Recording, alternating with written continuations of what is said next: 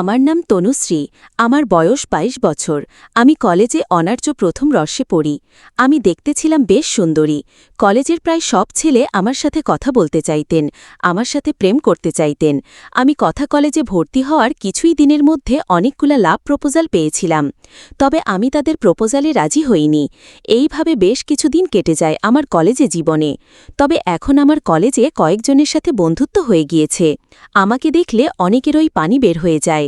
আর তবেই না কেন, আমার যে ফিগার, এই ফিগার দেখে কি নিজেকে কন্ট্রোল করা যায়? আমার বুকের মাপ ছিল ৩৪, কোমর ৩০ আর পাছা ৩৬। আমার কলেজের ২-১ জন ছাড়া আমার গোপন অংশ দেখার সৌভাগ্য হয়নি কারোর।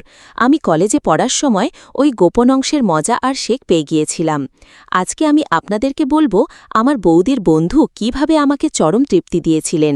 তার আগে বলে রাখি, এই রকম গল্প শুনতে আমাদের পেজটি ফলো করে রাখেন, আর যারা ইউটিউব থেকে শুনছেন চ্যানেলটি সাবস্ক্রাইব করে রাখবেন। এই সুখ পাওয়ার পরে কি আর নিজেকে কন্ট্রোল করা যায়? এই সুখ পাওয়ার জন্য আমি প্রতি রাতেই বিছানায় চটপট করতে থাকতাম আর ভাবতাম কবে যে এই সুখ পাব। এই সুখ পাওয়ার জন্য আমি প্রায়ই রাতে নিজের আঙ্গুল দিয়ে গোপন অংশের পানি বের করে জ্বালা মিঠাইতাম। কিন্তু এইভাবে কি আর আসল সুখ পাওয়ার সম্ভব? আমার বৌদির নাম ছিল রিপা। রিপা বৌদিও ছিলেন দেখতে বেশ রূপবতী। তার শরীরের গঠনও ছিল বেশ আকর্ষণীয়।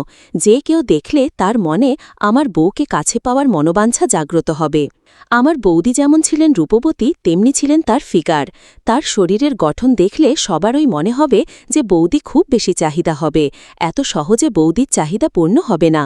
বিয়ের কিছুদিন পরেই আমি লক্ষ্য করতাম বৌদি প্রায় ওই মনমরা হয়ে থাকতেন। মনে হতো বৌদি যেন কোনো কিছুতে সন্তুষ্ট নন। বৌদি যখন নিজের বাপের বাড়িতে যেতেন, তখন আমি লক্ষ্য করতাম বৌদিকে বেশ খুশি আর তার মন যেন কোনো এক আনন্দে ভরপুর হতেন। আবার যখন আসতেন তখনও বৌদিকে খুশি দেখাতেন, কিন্তু আসার ২-১ দিন পরেই আবার আগের মতো মনমরা হয়ে পড়তেন। আমি এই বিষয়টা খুব ভালোভাবে লক্ষ্য করছিলাম। অনেক দিন থেকেই আমি এই বিষয়টা জানার চেষ্টা করছিলাম, কেন বৌদি আমাদের বাড়িতে মনমরা হয়ে থাকেন, কিন্তু আমি তা কিছুতেই জানতে পারছিলাম না। কিছুদিন পরে আমার ভাই মানে বৌদির স্বামী অফিসের একটা কাজে কয়েকদিনের জন্য বাইরে চলে গেলেন। চলে যাওয়ার পর থেকেই আমি আর বৌদি ওনার রুমেই রাতে ঘুমাইতাম। এই দিন রাতে আমি আর আমার বৌদি মিলে গল্প করছিলাম। গল্প করতে করতে এক সুযোগে আমি বৌদির কাছ থেকে বৌদি কিসের জন্য আমাদের বাড়িতে মনমরা হয়ে থাকেন সেই বিষয়টা জানতে চাইলাম। আমার পরিবারে আমি মা, বাবা, ভাই আর বৌদি থাকতাম। আমরা কেউ ওই বৌদিকে কোনো রকমের অশান্তি বা কোনো রকম বকাঝকা করতেন না। তাইলে কিসের জন্য বৌদি আমাদের বাড়িতে মনমরা হয়ে থাকতেন, এই বিষয়টাই জানতে চাইছিলাম বৌদির কাছ থেকে। আমার মুখ থেকে বৌদি মনমরার বিষয়টি জানতে পেরে আমার শুধু কিছু না বলতে থাকলেন আর আমতা আমতা করছিলেন। এই ২ দিনের মধ্যে আমি আর বৌদি একে অপরের কাছে ফ্রি মাইন্ডের মতো হয়ে গিয়েছিলাম। আমি এই ২ দিনে আমার জীবনের কিছু ঘটনার কথাও বলছিলাম। অনেক কথা বলার পরে যখন বৌদি বুঝলেন আমাকে বিশ্বাস করা যায় এবং আমার কাছে শেয়ার করা যায়, তখন বৌদি আমাকে বললেন, বিয়ের পর বাসর রাতেই তোমার ভাই আমার গোপন অংশ নিয়ে ৫ মিনিট খেলা করাই ওনার পানি বের হয়ে গেছিল। পরে তিনি ঘুমিয়ে পড়ছিলেন, কিন্তু আমি সুখ পাওয়ার জন্য সারা রাত চটপট করছিলাম। তখন আমি ভাবছিলাম হয়তো পরে ঠিক হয়ে যাবেন, কিন্তু তা আর হলো কই। তোমার ভাইয়া প্রতি রাতের অল্প সময়ে নিতিয়ে পড়েন, আমার ওই খানে ঢেল উঠাতে পারেননি। ৫ মিনিট করার পরেই উনি শান্ত হয়ে যান, আর আমাকে সারা চটপট করেই কাটাতে হয়। আর বললেন বৌদির নাকি আগের একটা রিলেশন ছিল।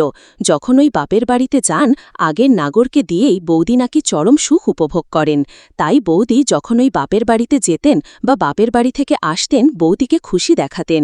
বৌদির কাছ থেকে সবকিছু শোনার পর আমার অবস্থা তো খুব খারাপ হয়ে গেছিল। মনে হচ্ছে বৌদি ওই মানুষটা ওইটা নিয়ে খেলতে, মুখে নিয়ে আদর করতে। বৌদি মুখ থেকে ওই পুরুষের কথা শুনেই আমার ওই খান দিয়ে যেন কিছু বের হতে লাগছিল।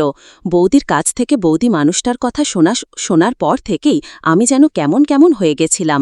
প্রতিদিন রাতও মানুষটার কথা ভাবতাম আর বিছানায় চটপট করতে থাকতাম। এক সময় নিজের আঙ্গুল ঢুকিয়ে পানি বের করে ঘুমিয়ে পড়তাম। এর কিছুদিন পরেই আমার জন্য একটি বিয়ের প্রস্তাব আসেন। ছেলেটির নাম ছিলেন রুদ্র। তিনি ছিলেন একজন ব্যবসায়ী।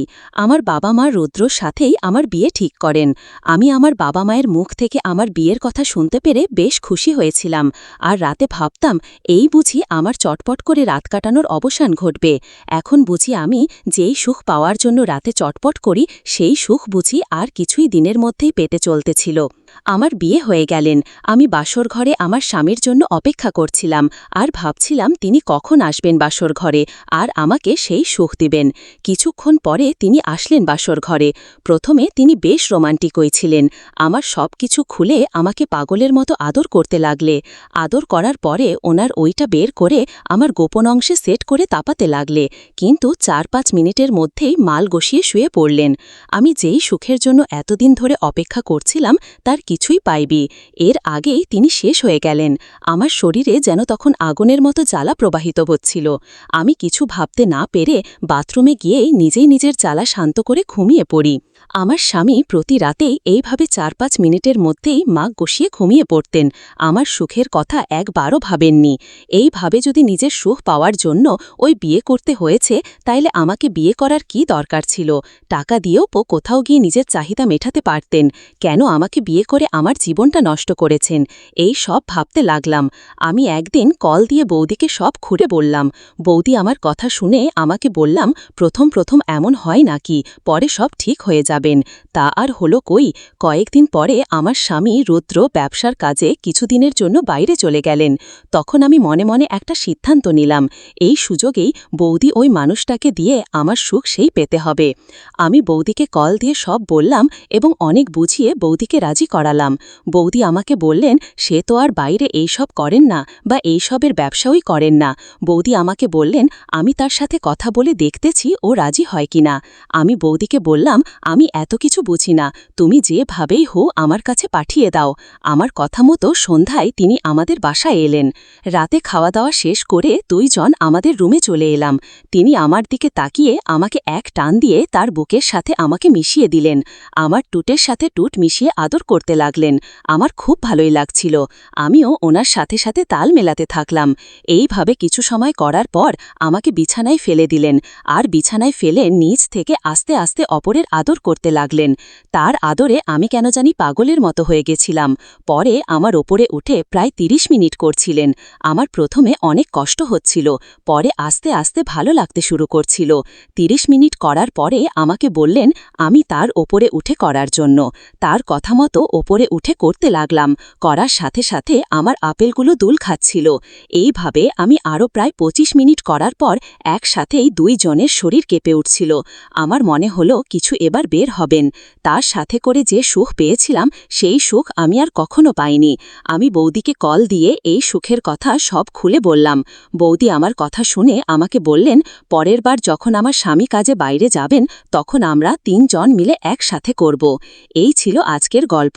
তোমাদের কাছে আজকের গল্পটি কেমন লেগেছে অবশ্যই কমেন্ট করে বলবেন।